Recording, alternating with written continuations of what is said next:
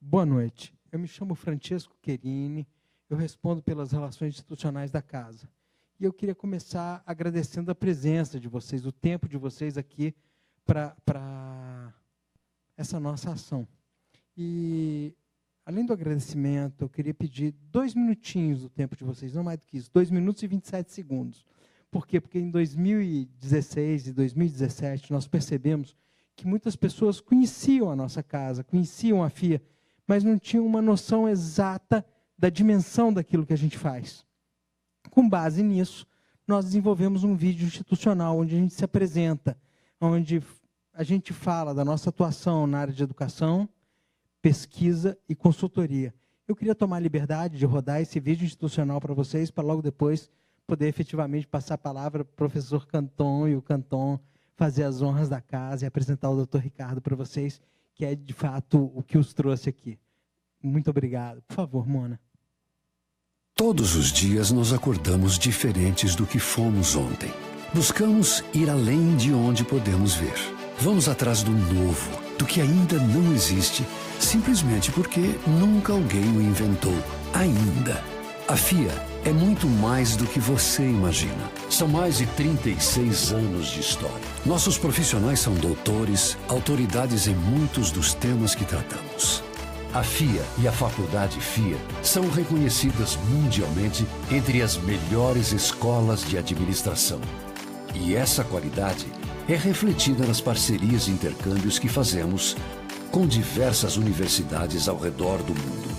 Mas você precisa descobrir uma outra FIA. A FIA que faz educação executiva e consultoria em gestão, inovação, tecnologia da informação, logística, operações, finanças, projetos para o setor público, gestão de pessoas, marketing, varejo, agronegócios, esporte, energia, saúde, gestão de projetos, seguros, grandes, pequenas e médias empresas.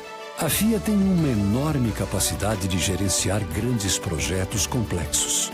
É a responsável pela metodologia pesquisa-avaliação do Guia Estadão das 1.500 empresas que mais cresceram no país em 2015 e do ranking das 150 melhores empresas para você trabalhar da Você S.A.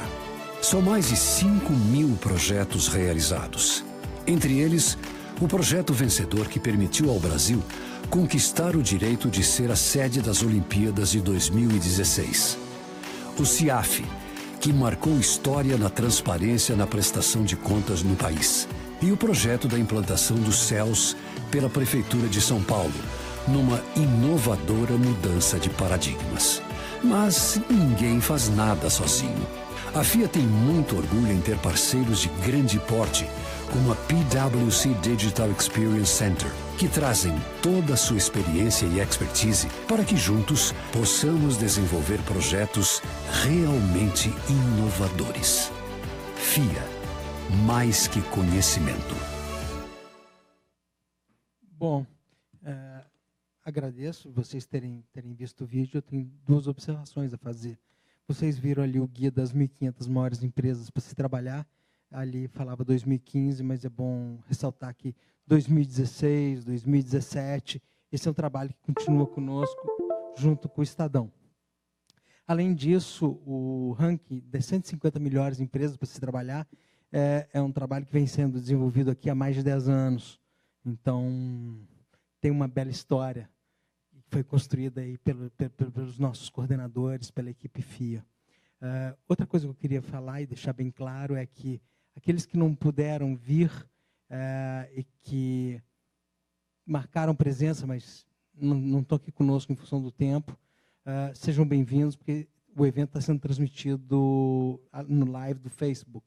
Portanto, além das perguntas da plateia, a gente tem uma interação com quem está no trabalho, quem está no trânsito, ou quem está em casa. Bom, sejam todos bem-vindos. Eu vou passar agora a palavra para o professor Canton, que é o baluarte desse assunto aqui, tecnologia da informação na nossa casa. Vocês estão em muito boas mãos. Por favor, professor.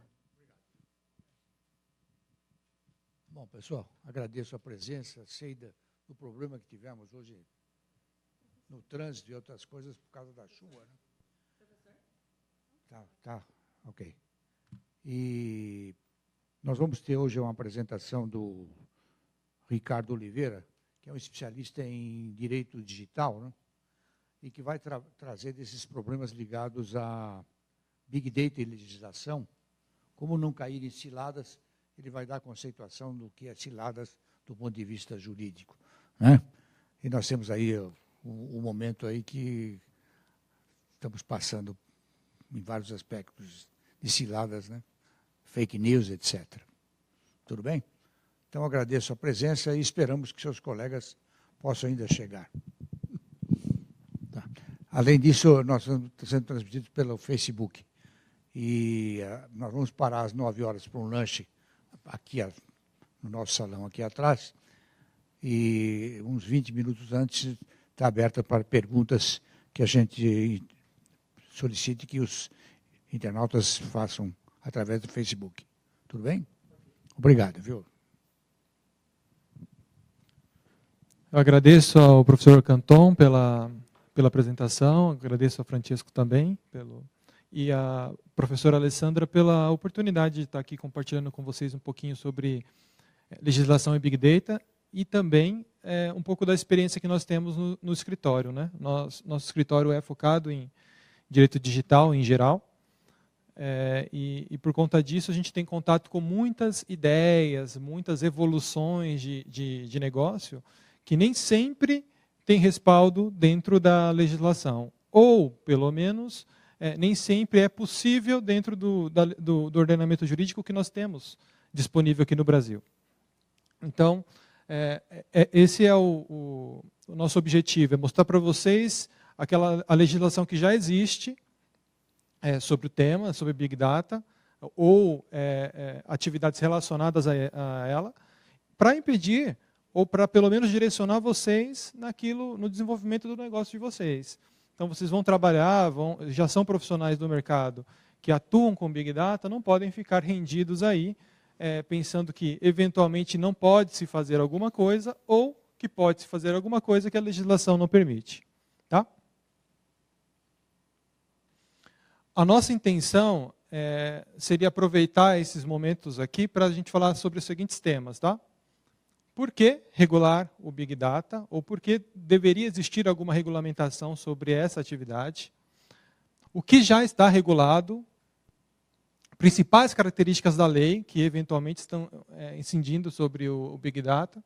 Regras territoriais, regras de segurança, tendências. E aí, um plus, se houver tempo, a gente falaria um pouquinho sobre direito ao esquecimento. Não é essencial para entendimento das questões todas, mas se houver tempo a gente vai falar um pouquinho, porque pode refletir sim, respingar na atividade do Big Data e na atividade do tratamento de informações em geral. Tá? O pessoal da internet, já agradeço desde já vocês estarem acompanhando a gente aqui. A gente vai tentar chegar com vocês, pelo menos, até as regras territoriais. Tá? Não vai dar tempo de passar todos os temas, porque a gente vai continuar aqui com o pessoal que compareceu depois do intervalo também.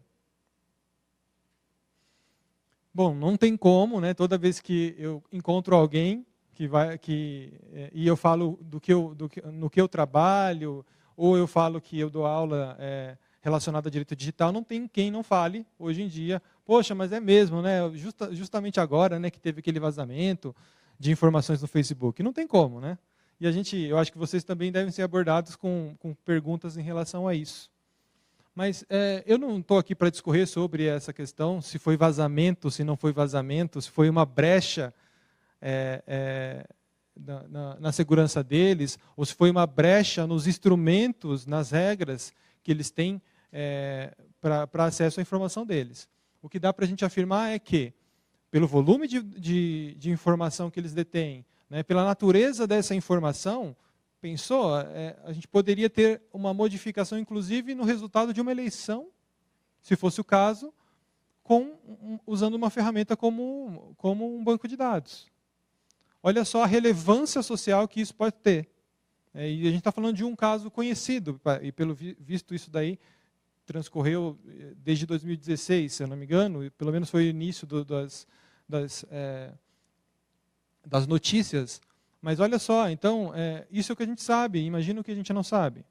Então, com certeza é uma atividade de extrema relevância, né? A gente percebe que o Big Data ele está inserido, ele está nascendo com relações muito complexas com todos os outros players, né? Com todos os outros segmentos. Porque a intenção, de fato, é sempre agregar mais e agregar mais informação. Mas de onde vem essa informação? Né? Qual é a relevância dessa informação? Será que essa informação, quando chega até mim, essa informação ela foi recolhida ou foi tratada de uma forma correta? Será que a origem dela é lícita ou não é lícita? Será que eu deveria pensar na origem dessas informações? Então, suponha que eu possa utilizar aqui um banco de dados, eu posso agregar ao meu banco de dados informações que eu não sei o procedimento, a procedência, aliás. Eu não tenho a procedência da informação. Será que eu posso utilizar? Será que eu posso agregar, misturar tudo na minha base de dados e depois não conseguir mais separar uma coisa da outra? Então, a gente percebe que existe uma complexidade muito grande envolvendo a atividade em si, que com certeza merece um pouco de atenção pelo poder legislativo. Tá? É lógico, quando a gente pensa às vezes no governo, a gente pode pensar, poxa, mas o governo sempre está lá para atrapalhar. E de fato ele atrapalha muito, né? Seja na carga tributária, seja nas relações de trabalho, seja na complexidade, às vezes, para você conseguir abrir um negócio, você não tem incentivo, então ele atrapalha sim. Mas se a gente olhar para o ordenamento jurídico, pelo menos, né, a gente tem como um dos fundamentos do Brasil, né, da República Federativa do Brasil, a livre iniciativa. Então, quando a gente enxerga novos negócios surgindo, baseado em evolução tecnológica ou inovação, a gente tem que perceber que esses empreendedores, né, esses novos negócios, eles estão vindo, sim, dentro de um cenário em que é reconhecido como um princípio, né, um fundamento do Brasil, né, da República Federativa do Brasil. Só coloquei o primeiro artigo aqui da Constituição, justamente para vocês perceberem que a livre iniciativa ela tem, sim, um valor fundamental para a nossa sociedade. Quando a gente pensa, né, bom, a livre iniciativa ela tem um peso, ela é fundamental para a nossa sociedade. Mas quando a gente pensa em novos negócios ou nessas evoluções, às vezes a gente não percebe o tanto de impacto que ela traz para a sociedade em geral. Não estou fazendo comercial, tá, gente? Não são meus clientes.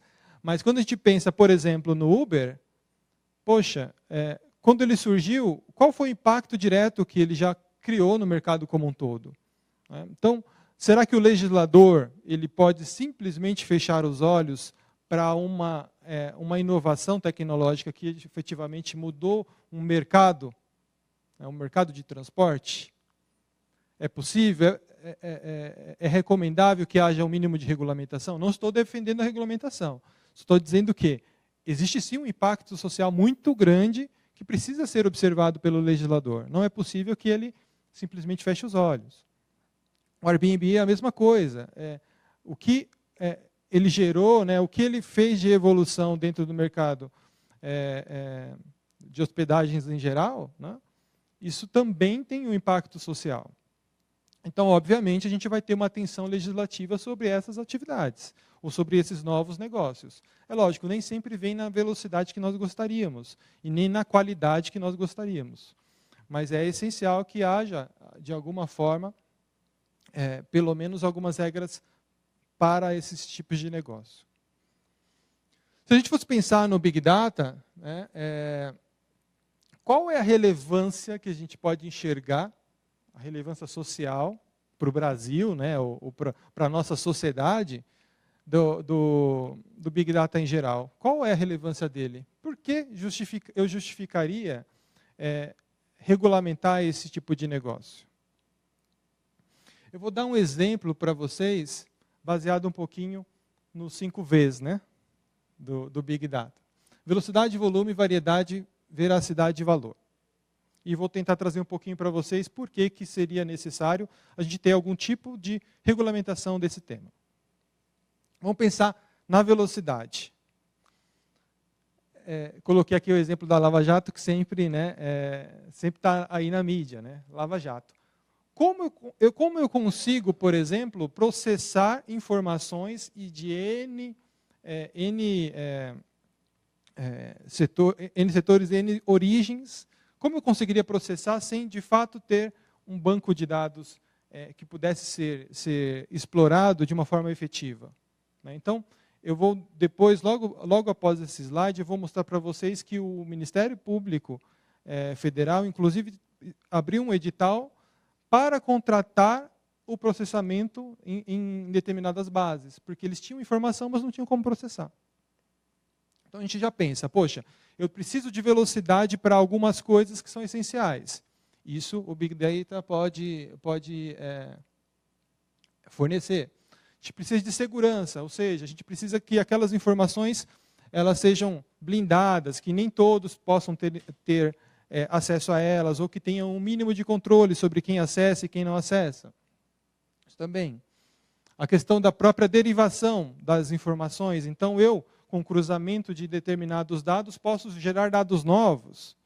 Então, isso pode resultar em outros pontos a serem investigados, a serem apurados e assim por diante. Então, do ponto de vista de segurança, eu poderia desde já pensar, poxa, eu poderia utilizar o Big Data para questões relativas à segurança, à derivação dos dados, uma própria investigação pontual. Então, ela tem relevância. Quando a gente pensa em volume, a mesma coisa.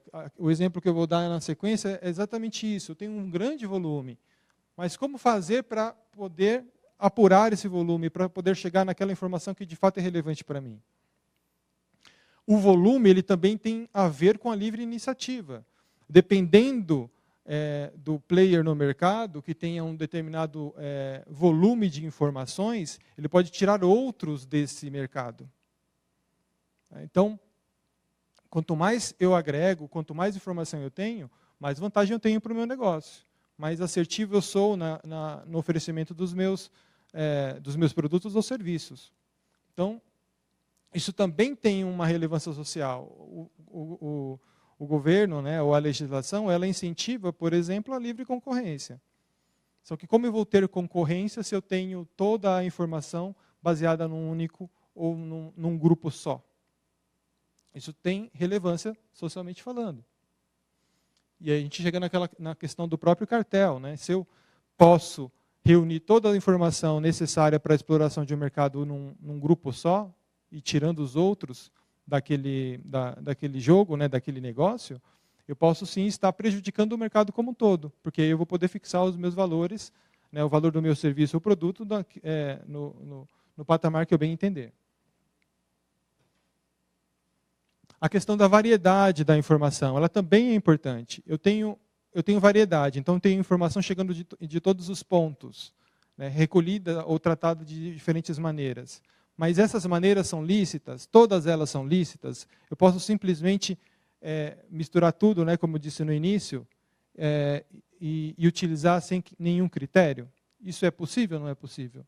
Né? Quando eu penso em coleta da informação, ou quando eu penso se houve o consentimento de uma determinada pessoa para que eu pudesse recolher aquela informação, se a gente pensar no caso do Facebook, a informação foi retirada de uma forma meio escondida ali, né?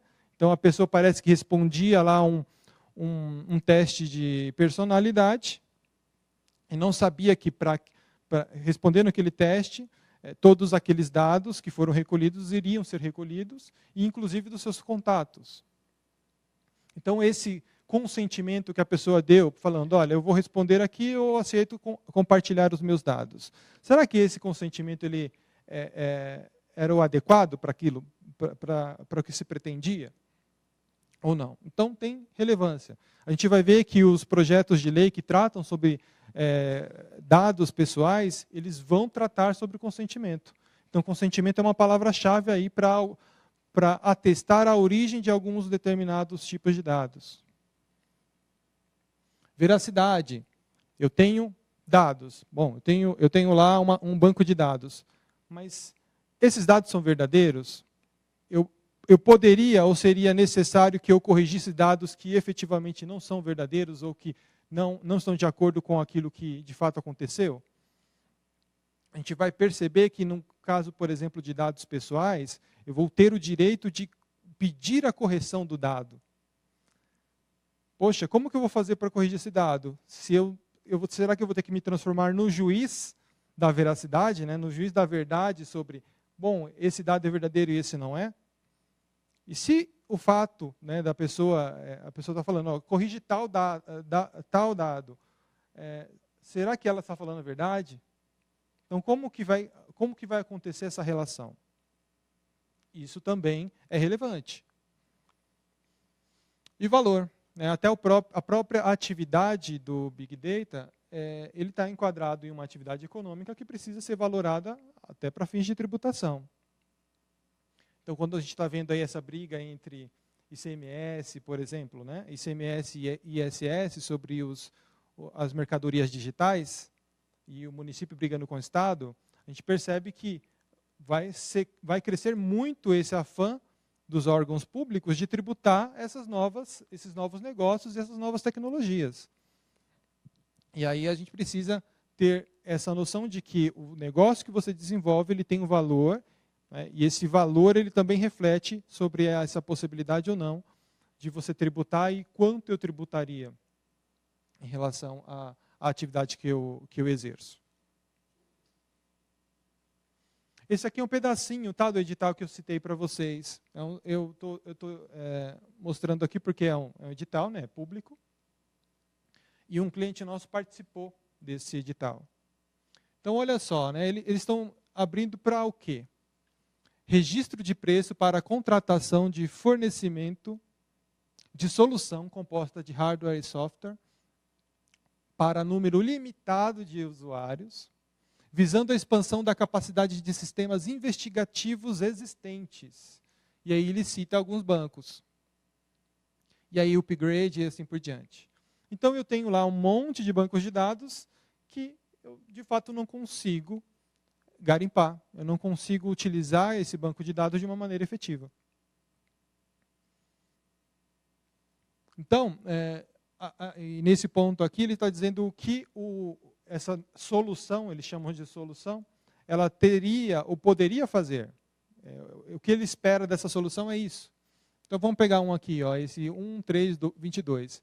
Deve ser capaz de estabelecer a correlação e os vínculos entre os alvos e as entidades relacionadas em um caso, conforme o conjunto de dados do repositório de conteúdo investigativo. É justamente isso, é ligar o lê com o crê, né, como dizem, né? É ligar o fulano com o ciclano e com tal. Poxa, eu não estou falando isso, tá? Mas, aliás, eu não estou afirmando nada em relação a apartamento e nem a investigado. Mas, de repente, numa base de dados, com uma base de dados muito bem apurada, eu poderia dizer se é ou se não é. E não ficar em cima do muro, parece que é, mas não é e tal. Será que isso não é relevante socialmente falando? Eu poder dizer se uma coisa é ou se não é? Totalmente. Então, a gente está vendo aí um exemplo na prática de que como é relevante, sim, essa atividade e também que o governo ele está de olho nisso. O MPF, por exemplo, está de olho nisso. Bom, a gente tem que falar um pouquinho sobre a origem dos dados, né? Por quê? Porque como a gente vai falar de legislação, a gente precisa ter esse cenário, né? Então, basicamente, dentro de um banco de dados, eu tenho dados vindos, né, oriundos da internet e oriundos de outros meios. A gente pode chamar aí de offline ou até de um meio físico mesmo, né? Para o banco de dados offline, ou seja, aquelas informações que chegam sem transitar pela internet, a gente não tem regulamentação específica para isso. Tá? Então, aquele banco de dados que as Casas Bahia formou durante tantas décadas com um crediário lá, sem que aquela informação transitasse na internet, aquele banco de dados não é submetido à legislação que a gente vai falar do banco de dados online.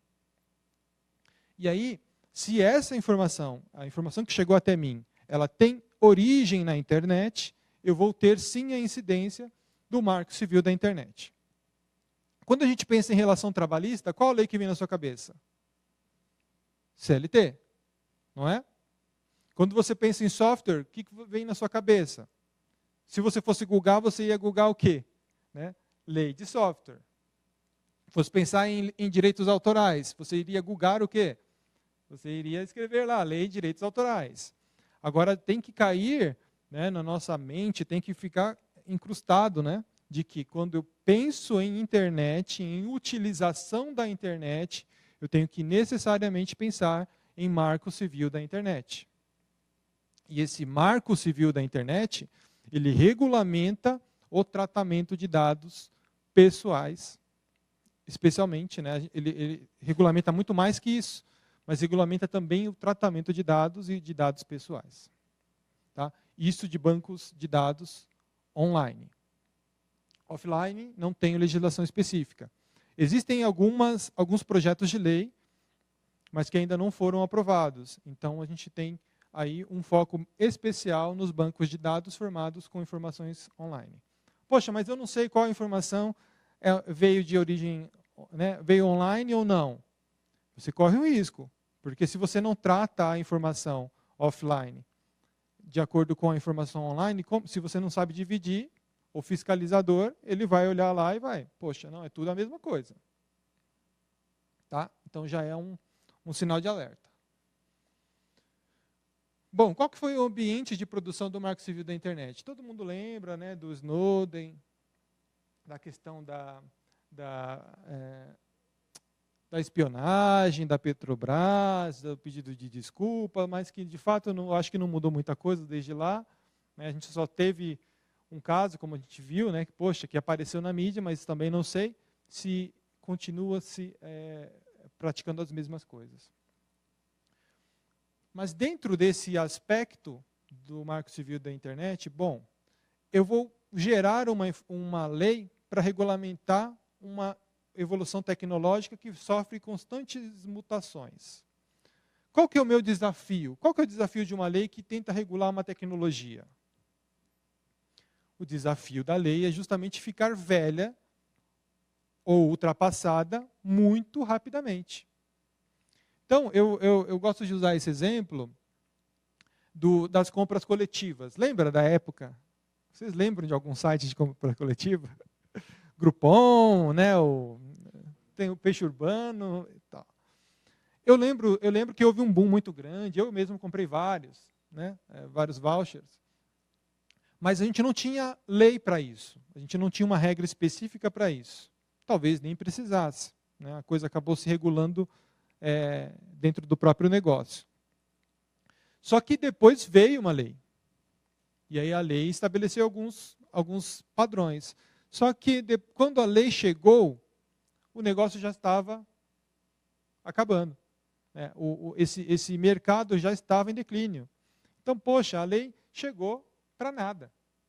Não estava regulando mais nada.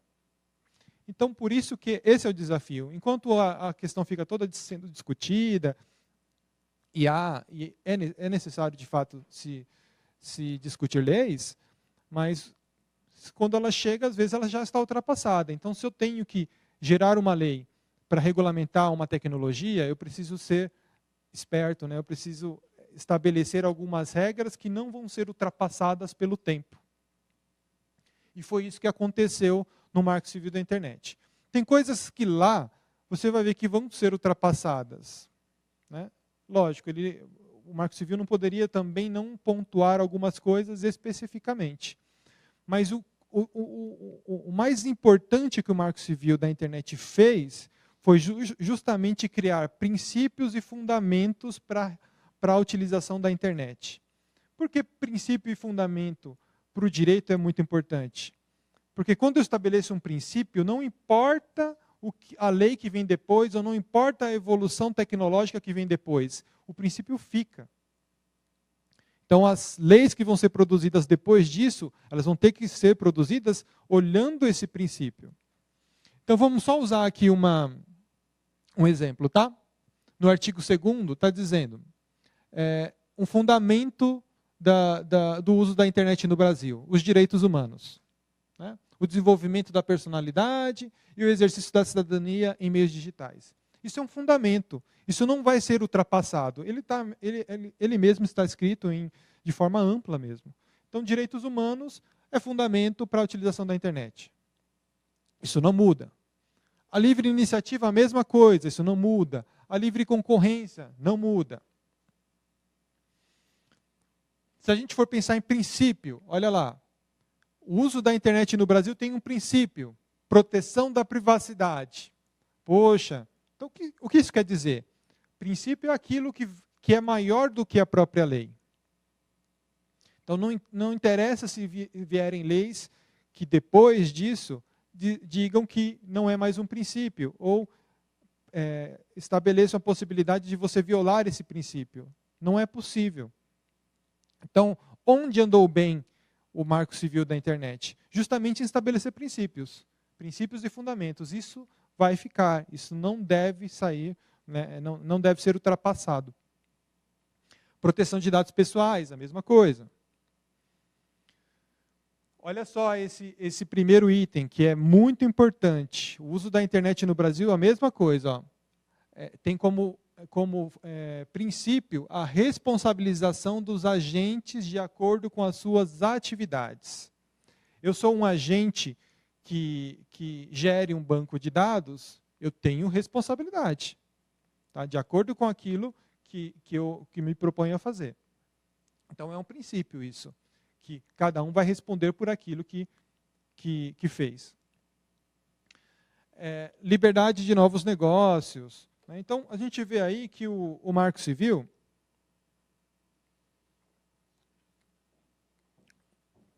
fez muito bem em estabelecer esses pilares. Porque aí a próxima legislação, ou a evolução dessa legislação, vai ter um norte. Tá? Aqui é um objetivo. Eu não vou repassar ele aqui, mas um dos objetivos da internet, o uso da internet no Brasil, também é da inovação. Então, depois, se vocês tiverem tempo, é bem bacana você ler, porque você vai ter essa noção muito mais clara, né, de que quando a gente vê aqueles posts de Facebook, poxa, o Marco Civil é isso, é aquilo, né, lendo a lei você percebe que ele não tolhe, né, ele não elimina a possibilidade de você inovar, de você ter o seu empreendimento, a livre iniciativa. Tá? Pelo contrário, às vezes está escrito lá, e o governo deveria fazer isso, fomentar a inovação, a evolução tecnológica e assim por diante. Quais são as principais personagens, né, do Marco Civil da internet? Só para vocês entenderem onde vocês se encaixam. Tá? Então, eu tenho dois grandes personagens do Marco Civil. Eu tenho o provedor de conexão e o provedor de aplicação. Básico. O de conexão, você já sabe o que é aquele que deixa você entrar na internet. É aquele que te conecta ao mundo digital. O de aplicação, ele tem uma definição muito mais ampla. Quando a gente vê o que é uma aplicação de internet, o Marco Civil ele definiu como funcionalidade. Toda funcionalidade que é disponibilizada por meio da internet, ela é uma aplicação. Então, eu coloquei aqui alguns exemplos, né? Também não são clientes. Mas, olha só, fica muito claro quando você olha o Netflix que, poxa, é uma aplicação, né? Não tem como não chamar de aplicação. Mas e a Folha? Né? Eu entro lá só para ver as manchetes. É uma aplicação de internet? Poxa, eu ler um jornal de onde eu estou, né? Um jornal que não está fisicamente ao meu dispor, mas estou lendo à distância, isso é uma funcionalidade. O e-commerce é uma funcionalidade. Se a gente parar para pensar, sempre que eu entro na internet, eu estou recebendo a funcionalidade de algum provedor de aplicação. Seja e-mail, seja notícia, seja a compra ou aquisição de alguma coisa. Então, essa é a definição da aplicação, e o provedor de aplicação é justamente aquela pessoa física ou jurídica que possibilita essa funcionalidade por meio da internet.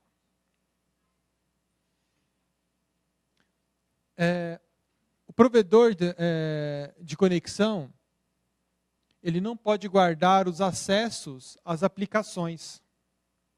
Então, ele é aquela pessoa muda, né? Eu deixo você entrar na internet e você pode fazer o que você quiser. Eu não posso gravar o que você está fazendo, aquilo que você está acessando, não posso. O provedor de aplicação, ele já tem uma outra responsabilidade. Ele precisa fazer o registro de acesso às aplicações. Então, se alguém usou a minha aplicação, eu preciso fazer os registros. Mas qual registro eu tenho que fazer? Eu tenho que recolher o nome da pessoa? Não, eu entro lá no site da Folha, sem logar nem nada, e leio a matéria, ele não vai saber quem eu sou. Não deveria, pelo menos, tá? A gente já viu alguns casos em que foi possível saber. E são casos que, de fato, esbarram na legalidade. Mas ele não deveria saber quem você é. Ele só precisa recolher lá o seu IP, quando você começou e quando você terminou. Basicamente era isso. Tá? O provedor de conexão, a mesma coisa. Quando você entrou, né? Quando você saiu e o seu endereço IP. Se você recolhe mais do que isso, aí a gente tem os prazos de guarda, tá? Que não são importantes para nós. Mas se eu recolho mais do que isso, mais do que eu sou, por lei, obrigado a recolher, é lógico que eu estou trazendo para mim uma responsabilidade. A lei, ela estabeleceu que eu deveria recolher só IP, entrada e saída, né, horário de entrada e saída. Eu estou recolhendo todas as outras informações, estou recolhendo nome, e-mail, telefone. É lógico, eu vou ter problemas, porque eu não estou agindo de acordo com a legislação específica. Então, o Marco Civil da Internet, ele acaba disciplinando como eu devo tratar os dados que eu recolho. Esses dados a mais que eu estou recolhendo na internet. Esses dados, por que a gente está falando tudo isso, né? Às vezes você, como o gestor do banco, não é a própria aplicação. Mas essa informação vai chegar até você. Né? Esse dado que é recolhido pelas aplicações, se você não for a própria aplicação, eles vão chegar até vocês. E vão chegar até vocês de uma forma legal ou nem tanto. Isso é importante ou não? Será que eu posso correr o risco de corromper todo o meu banco de dados porque um dos meus fornecedores de dados trouxe dados ilegais? Então, ok. A gente tem lá o Marco Civil que fala sobre tratamento de dados, e aí especificamente sobre dados pessoais. Ele descreve uma lista de verbos. Eu já ofereci um doce, né, para quem conseguisse achar um verbo que seja importante para o seu negócio, que não esteja na lista. Se você olhar essa lista de cabo a rabo, você não vai encontrar um verbo que seja importante para o seu negócio, que não esteja na lista do artigo 14. Não vai encontrar. Todos estão aí. Às vezes até redundantes. Mas por quê? Porque o legislador não queria que passasse batido nenhum tipo de ação que pudesse ser praticada utilizando um dado pessoal. Nenhum. Então, elencou o máximo que podia elencar aí. Coleta, processamento, arquivamento, modificação. Pô, não, só quero arquivar o dado pessoal. Não quero usar, não. Né? Só quero arquivar. Deixa ele aqui no meu banco de dados. Arquivamento é tratamento de dado pessoal. Eu só quero reproduzir. Só vou fazer cópia aqui. Não, né? Chegou aqui para mim, vou reproduzir, tá lá, reprodução. Transmitir. Uma coisa mais neutra, né, que poderia ser do que isso. Recolhi, peguei o dado pessoal aqui, estou passando adiante. Eu também estou enquadrado no artigo 14 do Marco Civil. Tá. Aí, dentro da legislação, o Marco Civil também estabelece diferenças entre dados. Tá? Então, ele descreve o dado cadastral. O dado cadastral, para ele, é qualificação pessoal. Nome, prenome, estado civil, profissão. Isso, para eles, são os dados cadastrais. Quando a gente chegar nessa definição de dados pessoais, a gente vai perceber que dado cadastral é só um tipo de dado pessoal. Tá? Dado pessoal é aquele relacionado à pessoa natural, ou seja, pessoa de carne e osso, identificada ou identificável. Ou seja, eu não necessariamente preciso saber quem é a pessoa que eu detenho os dados. Mas se eu cruzar os dados e conseguir identificar essa pessoa, né, torná-la identificável, isso é um dado pessoal. Vocês devem, não sei, né, quando a gente ouve isso pela primeira vez, a gente fica meio espantado, né? Porque, afinal de contas, será que a gente não consegue saber sempre quem é a determinada pessoa? Dados anonimizados. Ou a gente pode chamar também de dados estatísticos. São aqueles que não permitem que você identifique a pessoa. E depois a gente tem dados sensíveis. Vamos pensar nesse conflito entre dados pessoais e dados anonimizados. Profissão. É um dado que eu consigo identificar uma pessoa? Por si só, né? Médico. Médico tem um monte. Né? Advogado tem bilhões no Brasil. Tem muita gente, né, exercendo advocacia no Brasil. Cor? Também não. Time? Principalmente o Corinthians. O Santos a gente ainda consegue fazer um filtro ali, porque, né? Mas o Corinthians não. O Corinthians você tem muita gente. Não é um dado pessoal, lógico que não. Hobby? Também não. Veículo? Também não. E assim por diante. Mas se você cruzar dados, aí começa a ter problema. Suponha que você consiga cruzar dois dados bobos, né? Um CEP e um veículo. Você talvez conseguisse identificar a pessoa. Né? O IP, nem se diga. Né? A gente poderia pegar um IP e um hobby. Né? Eu tenho lá uma família tradicional. Né? O casal lá com uns 40 anos, 40 e poucos anos, um filho adolescente, um filhinho mais novo, ok. Se você pegar lá uma pesquisa, um hobby, sei lá, hoje em dia não tem mais TAS, né? Mas suponha que tenha lá umas figurinhas, ou tenha lá alguma coisa que eu nem sei o que a molecada faz hoje, né, na internet.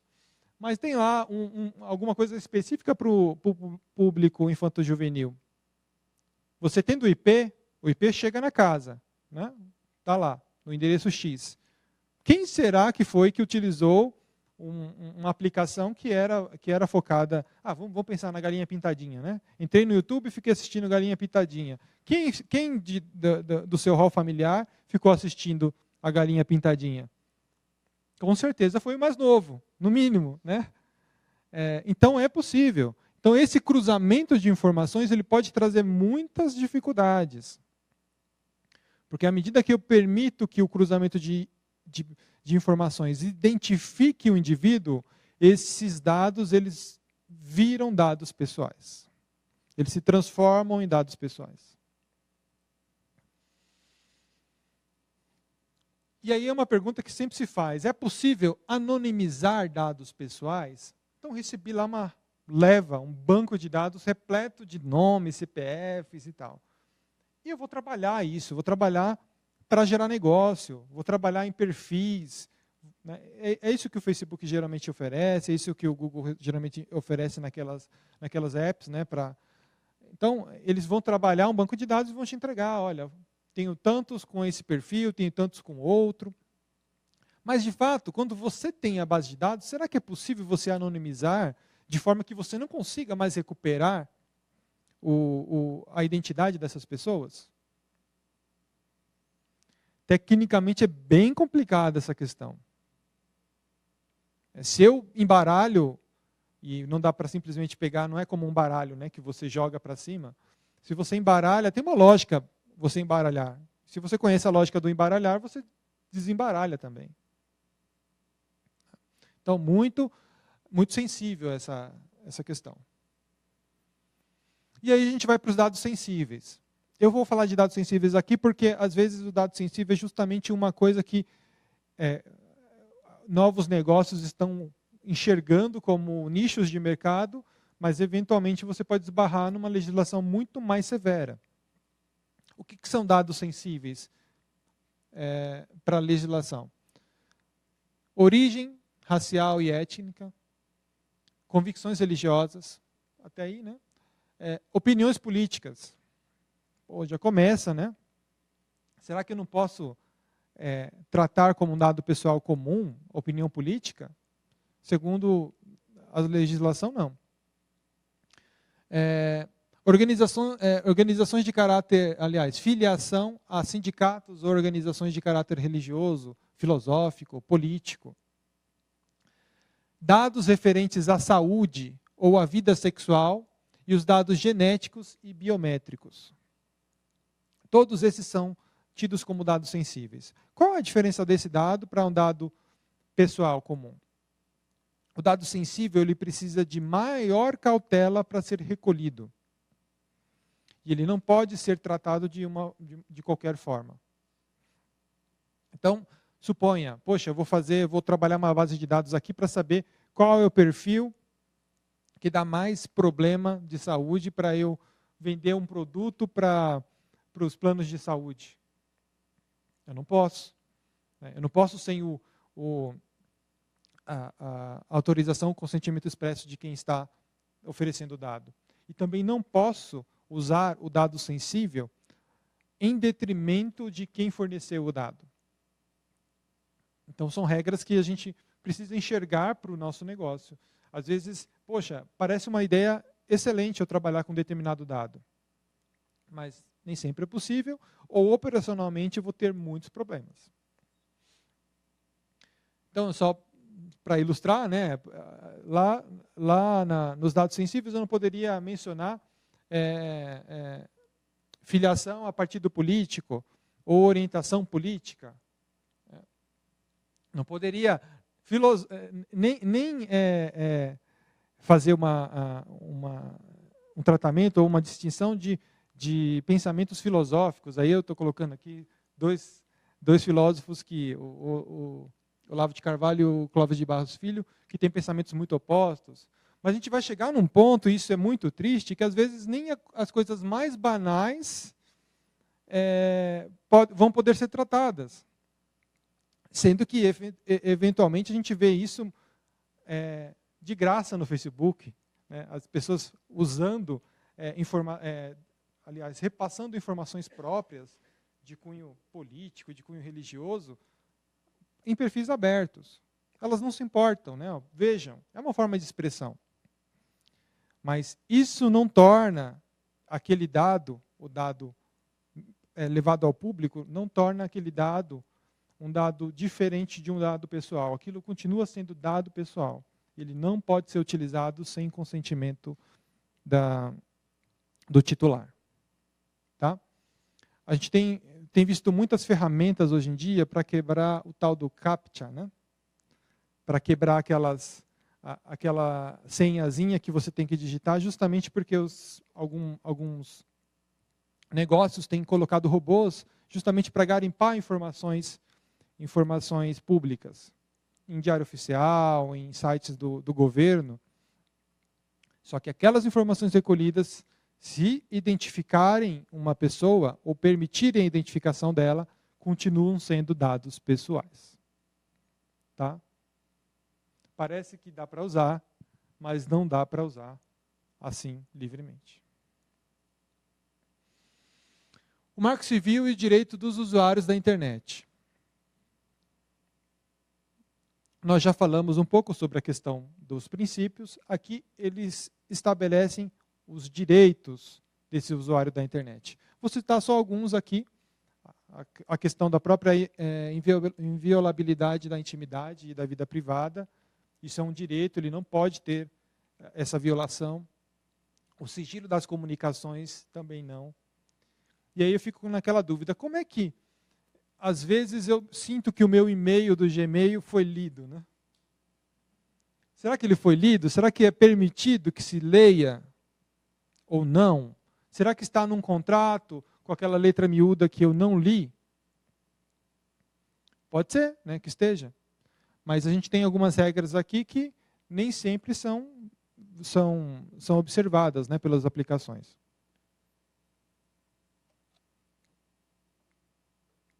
Está dando para acompanhar, gente? Eu estou passando muito rápido. Está dando? Ok, legal.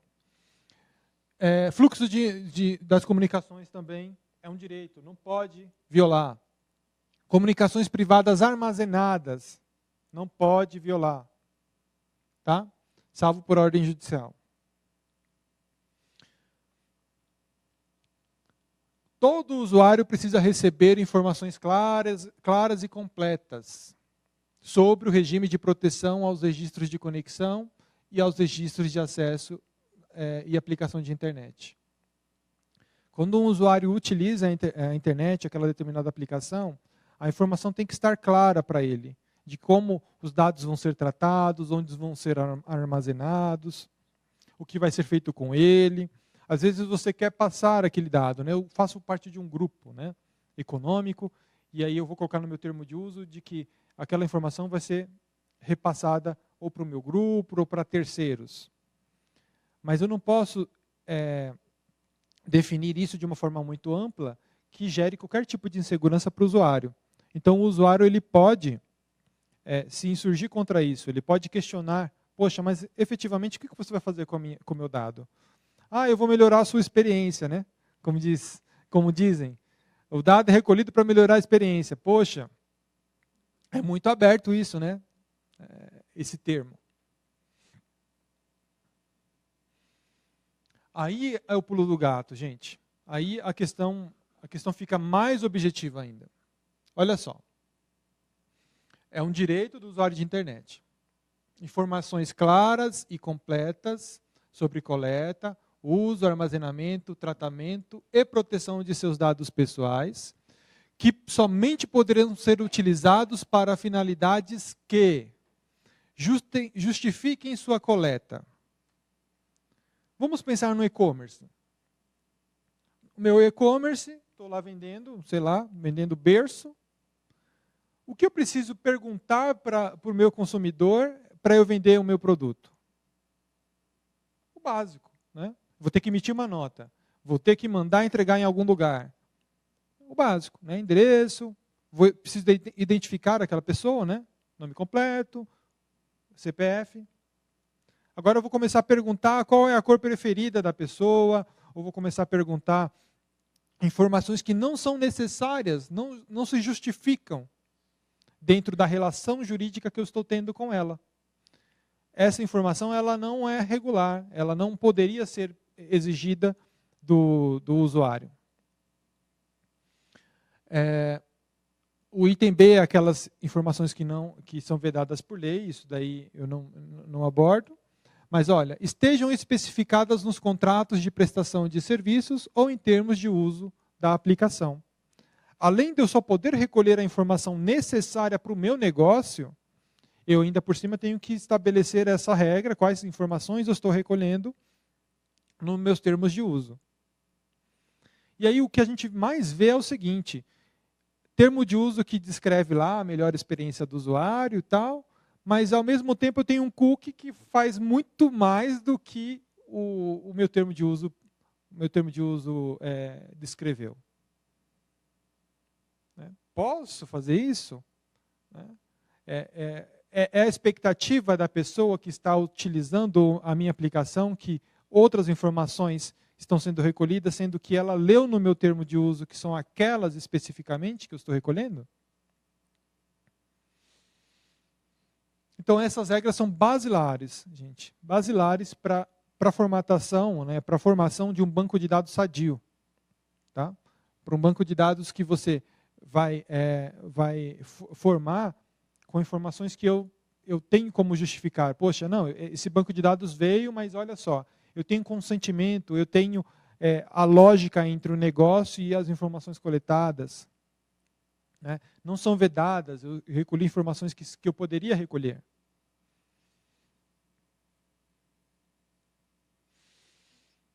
Tem mais. Então, tenho consentimento. Então, eu preciso, para tratar a informação de consentimento expresso sobre a coleta, uso, armazenamento e tratamento de dados pessoais.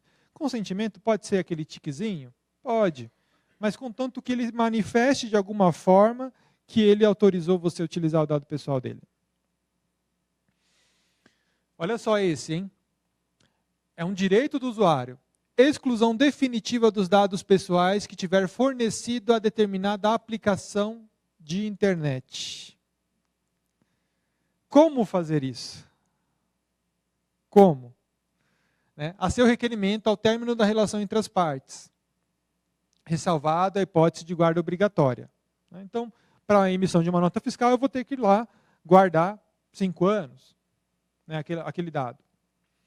Mas e aí? Se eu não tive essa relação, se eu não emiti nota, se não foi dessa forma que eu recolhi a informação, e a pessoa vai lá e fala, olha, qual a informação que você tem sobre mim? Eu tenho todas essas informações. Eu quero que você exclua. Como fazer isso? E se eu compartilhei com um terceiro? Como fazer? E se eu destrinchei a informação? Então, eu derivei a informação, eu enriqueci a informação. O que eu tenho que devolver? O que eu tenho que remover da minha base? O que fica com o saldo, né? Então, mas é um direito do usuário. E aí a gente também aplica as normas da defesa, de proteção e defesa do consumidor também. Tá? E isso é importante, porque se a relação foi de consumo, todo mundo entra na roda.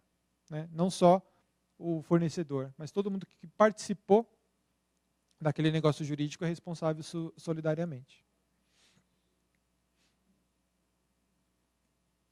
Vamos falar um pouquinho.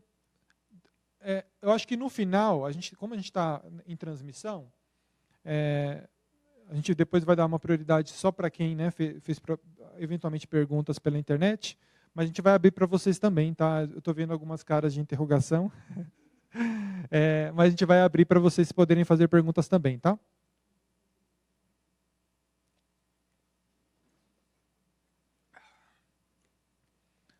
O Marco Civil da Internet também estabeleceu regras territoriais para a utilização das informações.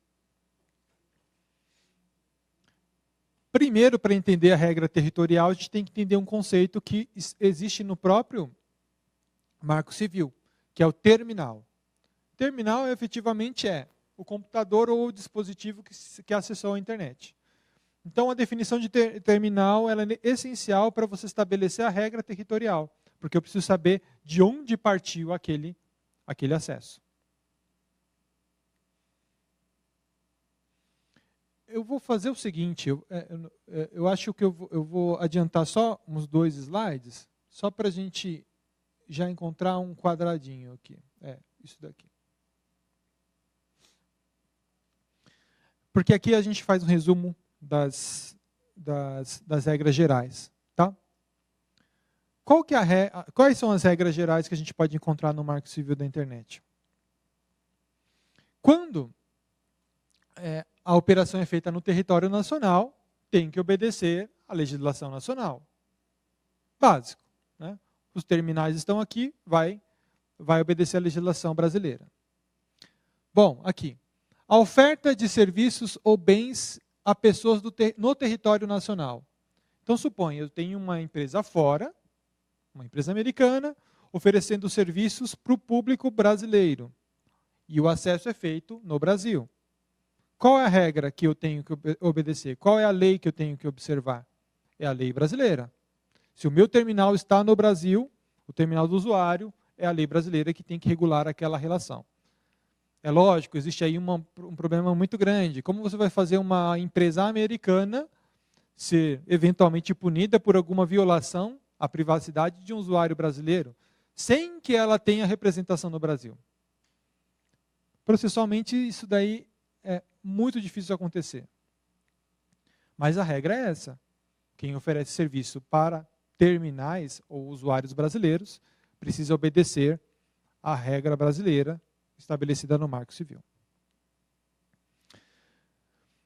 Pessoa jurídica com filial no Brasil.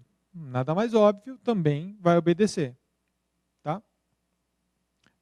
Mesmo que ela efetivamente ofereça serviços para o público brasileiro e para fora.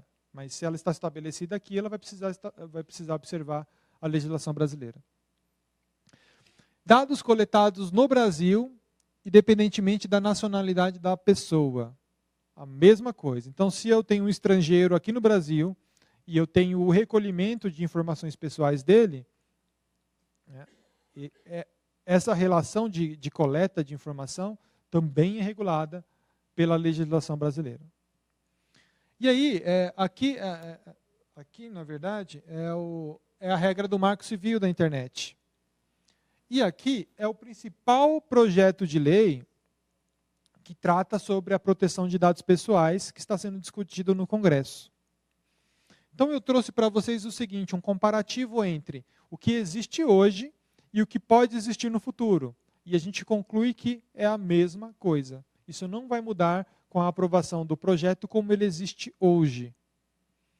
Lógico, haverá pressão, haverá lobby, às vezes a gente tem uma alteração ou outra.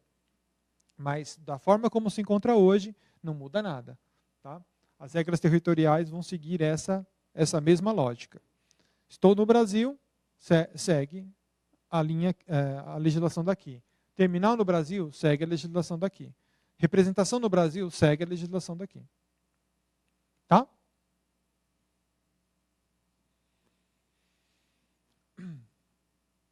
Acho que vocês já ouviram falar bastante da GDPR.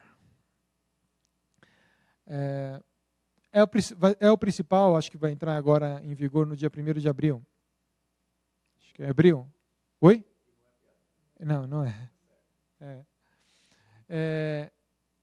É a regulamentação europeia de dados pessoais, de tratamento de dados pessoais. A gente listou aqui algumas características dessa lei, desse regulamento, que vai abranger todos os países da União Europeia, até para a gente também enxergar que a nossa legislação, a legislação que está sendo produzida no Brasil, está seguindo muito a linha da europeia, mais ainda do que uma linha mais americana, mais liberal. E a gente já consegue enxergar aqui, às vezes, até um rumo que a nossa legislação ainda não tomou e que vai tomar. Isso parece o caminho natural das coisas. Olhando bem a evolução do tratamento do estudo sobre proteção de dados pessoais, a gente percebe que a gente vai se aproximar mais da Europa, sim. E querendo ou não, às vezes a gente se surpreende, por exemplo, com esse caso do Facebook, e a gente vê o governo americano alarmado, com uma situação que, de fato, eles estão dentro de um regime mais liberal mesmo, mas, olha só, a liberdade, às vezes, também pode gerar impactos profundos dentro de um meio político que, poxa, realmente sensível isso é complicado, de permitir que aconteça de qualquer forma. Então, vamos lá. Alguns itens da GDPR, Ela adotou o mesmo critério do nosso projeto de lei. Toda pessoa, e do Marco Civil da Internet, toda pessoa identificada ou identificável. Existem legislações no mundo que só cuidam da pessoa identificada. Ou seja, aquele cruzamento de informação que a gente fala, a legislação de alguns países, ela não enxerga como um dado pessoal. Porque, de fato, eu não identifiquei a pessoa em primeiro momento, só consegui identificar com o cruzamento. Mas a GDPR, ela utilizou os dois critérios, tá? É a mesma coisa. Ela é aplicável a todas as empresas que tratam dados pessoais dentro do solo europeu. A mesma coisa do Marco Civil. Tá? Vai aplicar também. Aplicável a todas as empresas que, mesmo fora da União Europeia, ofereçam serviços aos seus habitantes. Mesma coisa do Marco Civil. Tá? Se eu quero oferecer serviços para os europeus, eu vou precisar obedecer à legislação deles, a GDPR. Direitos diversos aos usuários foram estabelecidos nela. Eu estou colocando só o principal aqui e estou colocando aquilo que efetivamente pode impactar o negócio de vocês. Então, a gente tem exclusão, direito do usuário de exclusão e retificação de dados. Aquilo que eu falei. Excluir como? Qual é a abrangência dessa exclusão? E a retificação. Eu, como juiz do dado, da veracidade do dado, eu posso estar entrando numa fria às vezes, porque eu não sei qual é a verdade. Eu tenho lá o meu dado, mas e aí? Ele é verdadeiro ou ele é falso? Oposição a finalidades que não são de seu interesse. Esse usuário ele vai poder falar, olha, eu não quero que seja utilizado para isso de jeito nenhum. E aí? Será que no meu modelo de negócio eu vou conseguir segmentar, E, olha, eu gostaria de ter todas essas permissões, mas se você não me der nenhuma delas, você vai usar mesmo assim? Dá para fazer? Dá para escalonar os consentimentos? Dá para oferecer alguma coisa para a pessoa revelar mais? Eu me lembro, isso é muito antigo, gente. Eu me lembro de um formulário que vinha numa revista que eu assinava, vinha com 300 perguntas sobre o consumo da minha família. Isso antes da internet, Sorteavam até carro, Sorteava carro, tal. Você preenchia tudo lá, Mandava para eles e depois eles sorteavam algum prêmio. Era a forma que eles tinham de formar um banco de dados, e de fazer as pessoas quererem entregar esses dados para eles.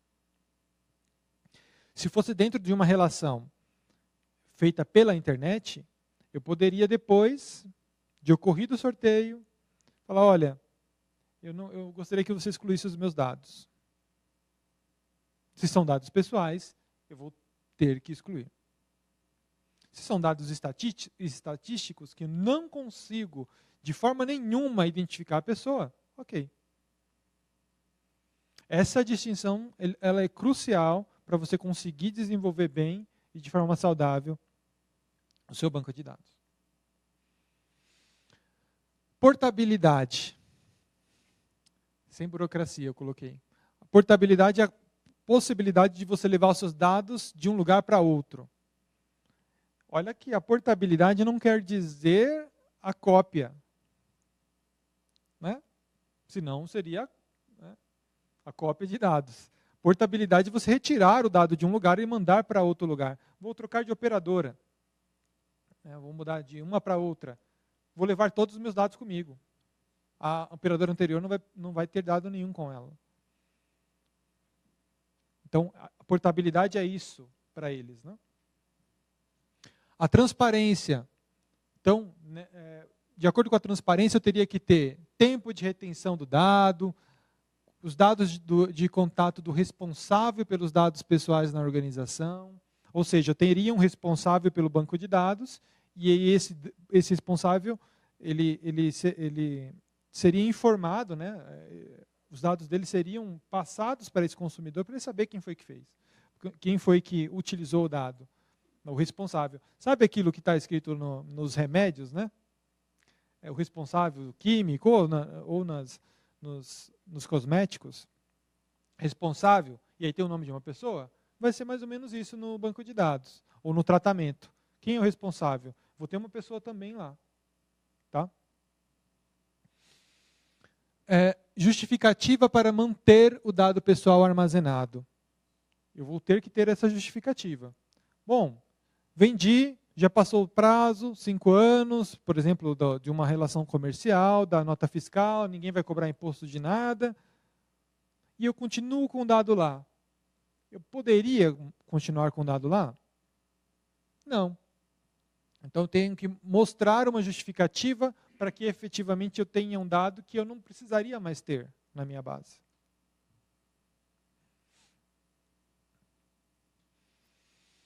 E aí a gente iria para os padrões legais de segurança e tratamento de dados.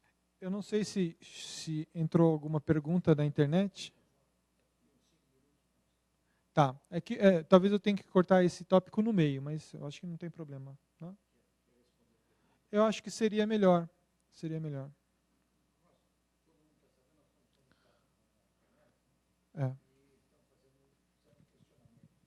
Ok.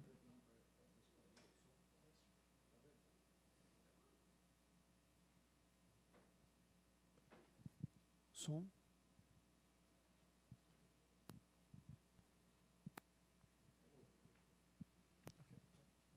Bom, boa noite a todos. Nós temos aqui uma pergunta do Marcelo Pereira. Ele diz o seguinte: algumas aplicações permitem eu saber em tempo real se meu cliente está no meu estabelecimento, através de aplicações do Wi-Fi. Gostaria de saber se posso captar esse dado e utilizá-lo para fazer promoções e ofertas. Ok. O que a gente viu até agora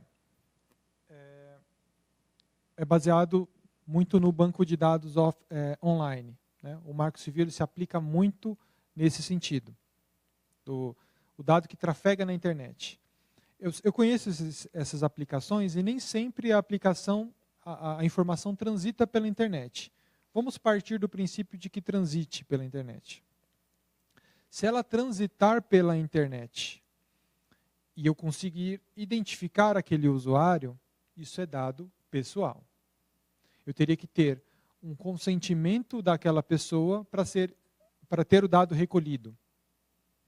Tá? Isso pode ser feito através de um termo de uso, pode ser feito, por exemplo, quando muitas empresas dão acesso ao Wi-Fi do estabelecimento e tal, querendo ou não, isso é uma forma de identificá-lo.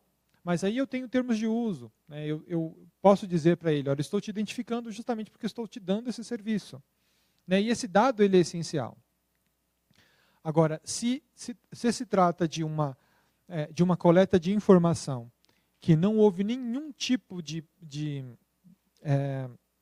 consentimento prévio, eu poderia sim ter problemas legais quanto a essa coleta.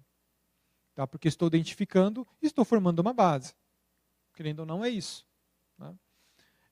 Toda vez que um dado, é aquilo que a gente já falou, toda vez que um dado identificar uma pessoa, você tem que ter uma base legal para manter esse dado com você.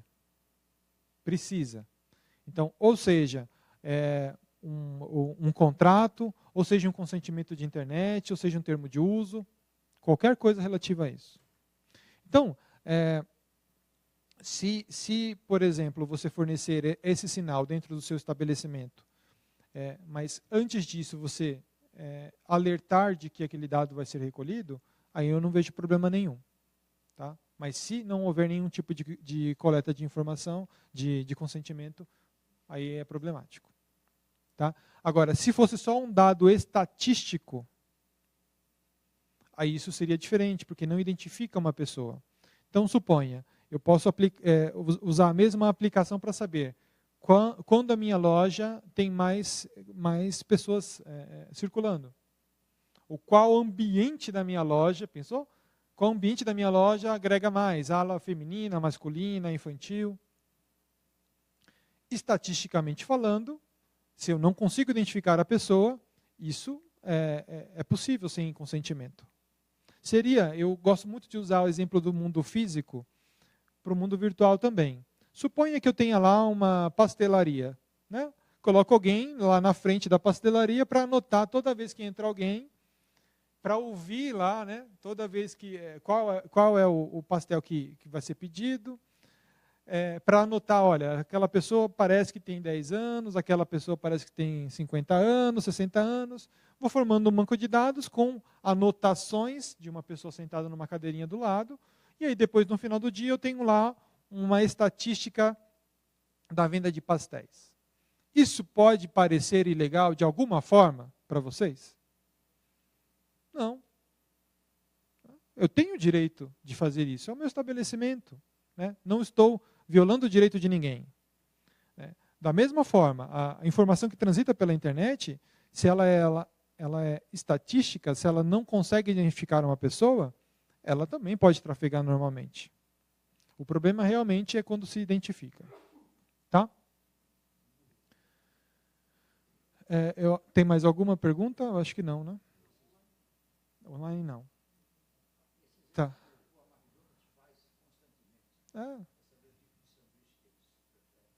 Os shopping centers, às vezes, fazem isso para apurar de fato quantas vendas estão sendo feitas, para fixar o aluguel, que às vezes é percentual. Então, quanto a isso, parece bem tranquilo. Se eu, por acaso, não respondi a sua pergunta, ou você quer acrescentar alguma outra sobre essa minha resposta, eu acho que talvez ainda dê tempo só de encaminhar via Facebook e eu respondo até o final também, tá, da transmissão. A gente pode encerrar a transmissão do Facebook? Não, vai ser encerrada às 21. Às 21? Ok. Eu vou seguir, então, pode ser que a gente tenha... Se achar interessante, podemos parar e continuar depois do lanche. De repente já encerra agora e tá bom. O lanche daqui a pouquinho a gente já sai. Ok, eu prefiro encerrar agora. Eles estão pedindo aqui na transmissão, de repente a gente já despede do pessoal que está Isso. assistindo online. Exatamente, porque senão eu vou parar um tema no meio do caminho e eu não sei se vai ser interessante para quem está assistindo em casa. Tá? Então, eu acho que a gente pode encerrar. Eu agradeço muito ao pessoal que está no Facebook. Vai voltar no Facebook? Não, não vai voltar ao Facebook. Não vai. Né? Depois das 9, não. Não, então. Eu agradeço quem está acompanhando pelo Facebook. A gente vai encerrar por aqui a transmissão. Tá? E aí eu acho que depois a FIA pode disponibilizar esse material para vocês, e aí vocês podem assistir em casa e assistir nos seus dispositivos. Tá? Agradeço a vocês. E aí a gente já pode responder as perguntas aqui internamente. Você levantou.